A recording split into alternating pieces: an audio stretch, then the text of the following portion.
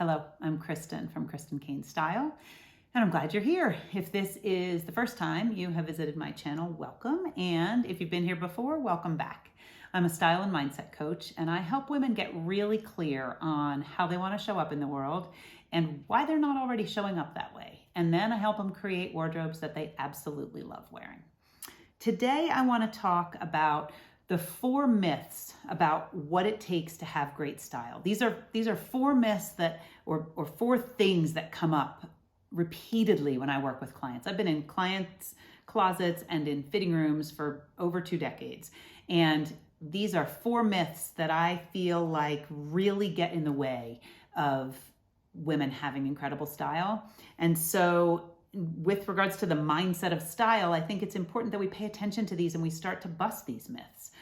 So the number 1 myth about what it takes to have great style is that it takes a lot of money. And I am here to tell you that it does not take a lot of money. I have spent most of my life being a bargain shopper and feeling like I didn't have enough money to actually buy really nice clothing.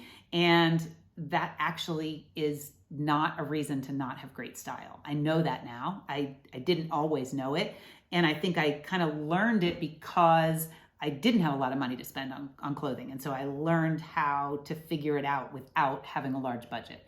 So the myth that you have to have a lot of money to spend on clothing is really not true.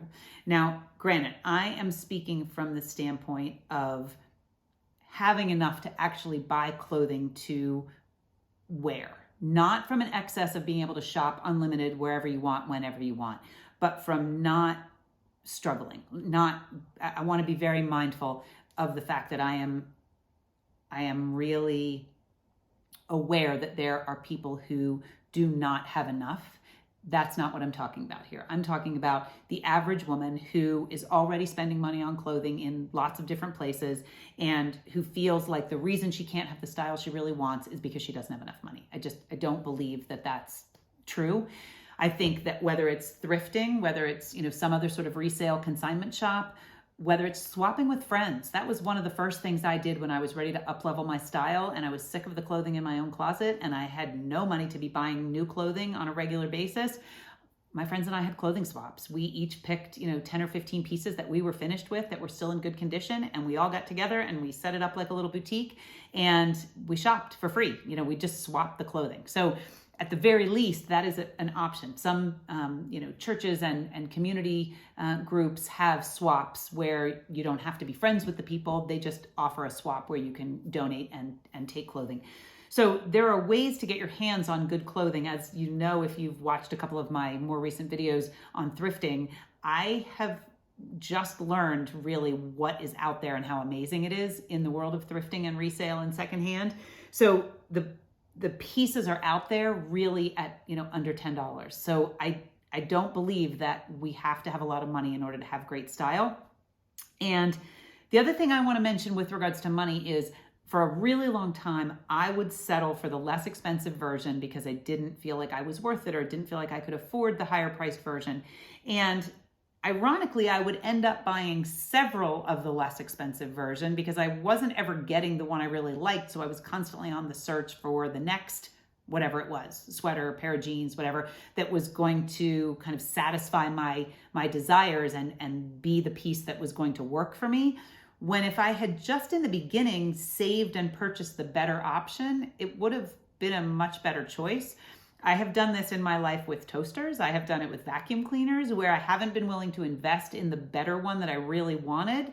When over the years, I've spent more money than I would have spent on the good one had I, just purchased that one instead of all the other ones. So keep in mind that if there's something you really want, and it's interesting that I'm speaking about this today when I'm wearing this Cezanne sweater that I really, really wanted, and it kept selling out on the Cezanne website, and I kept trying to locate alternatives that would satisfy my need for a cotton, kind of Henley striped sweater.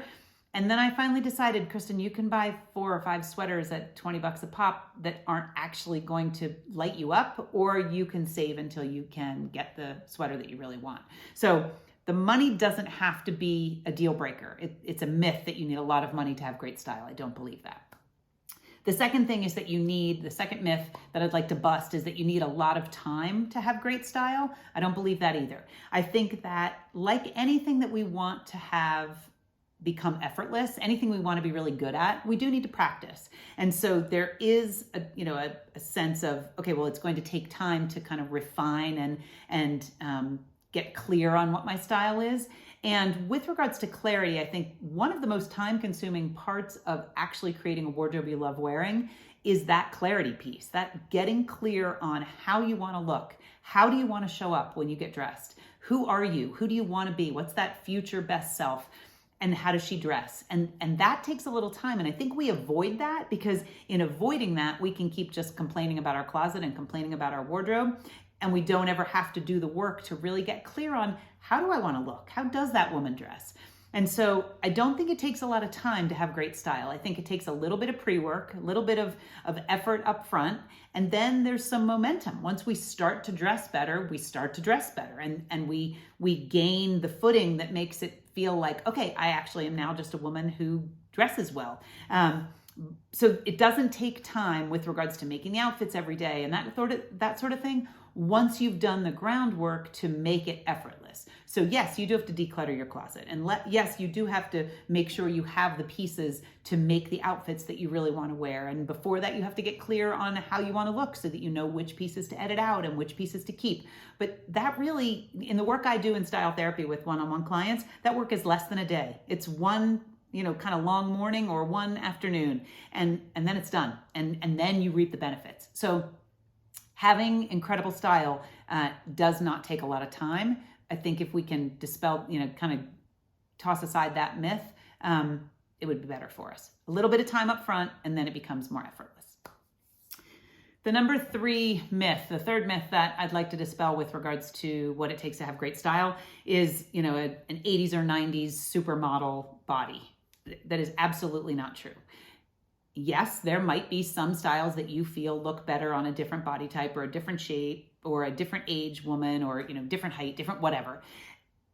And there is a style, shape, color, texture, silhouette that will look amazing on your today body exactly as you are. So this idea that, well, I missed my chance, I should have dressed better when I was in my 20s or 30s or 40s, or I, can't have great style until I lose weight or until I gain muscle or firm up.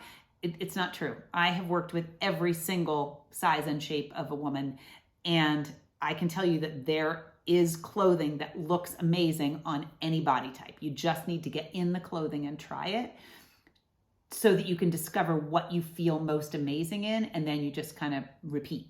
When you go shopping, that shape blouse looks amazing and that shape doesn't, and so you buy the shape that you already know looks amazing.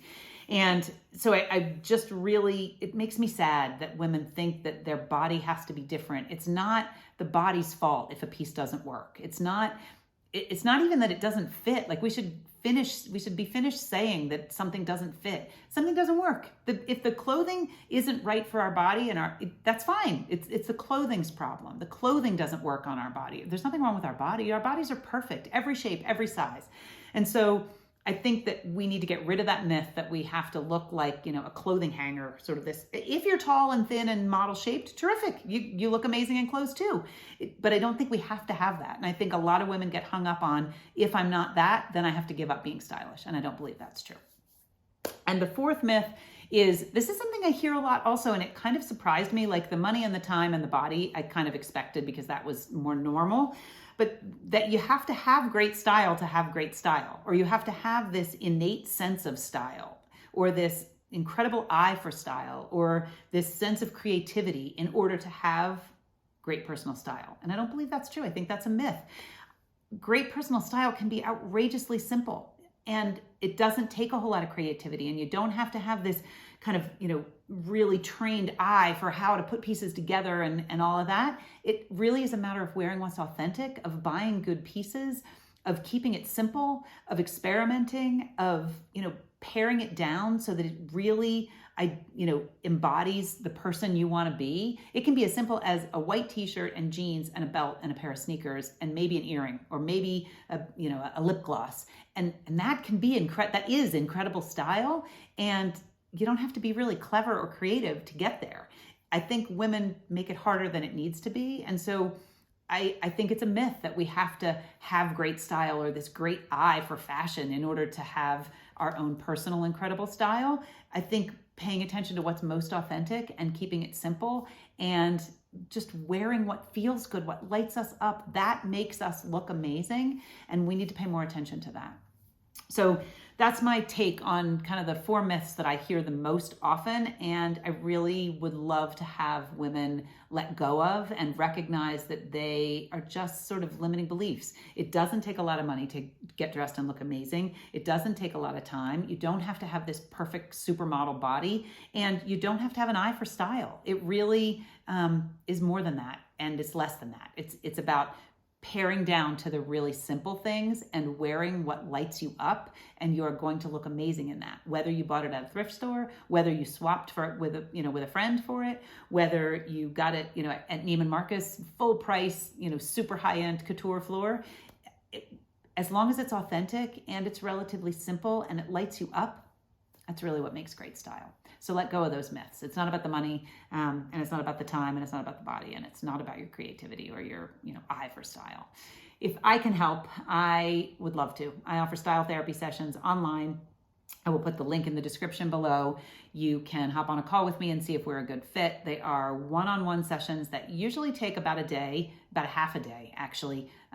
There's a little bit of pre-work with some journaling exercises and that sort of thing. And then we edit and make outfits and get clear on your style and get you ready to show up literally the next day. Like when we finish, you are ready to get dressed the next day and head out into the world looking and feeling amazing. And nothing makes me happier than the texts I receive after with the outfits that you've worn and the compliments that you've received and just the way you feel internally. That's why I do what I do. So if I can do it for you, let me know. And I would be thrilled to do that. So I hope you have a great day. Oh, Instagram. I am on Instagram every Tuesday at noon. I do an Instagram live Q&A. So if there's something you want to ask me and you want my take, you can drop a comment, drop your question in the comments below and tag that it, write that it is a question for Instagram, and I will get to it the next time I do a live. And if you are on Instagram, I am at Kristen Kane Style, and I put a question box up every Monday. So you could drop your question in there. You could drop your question in one of the most recent posts over there, and I will see it. And then on Tuesdays, I just go through on a live, and whether you watch live, join me there, which is great. That's possible and terrific. And if you can't do that, then I record it and it gets saved to my Instagram so that you could watch it later.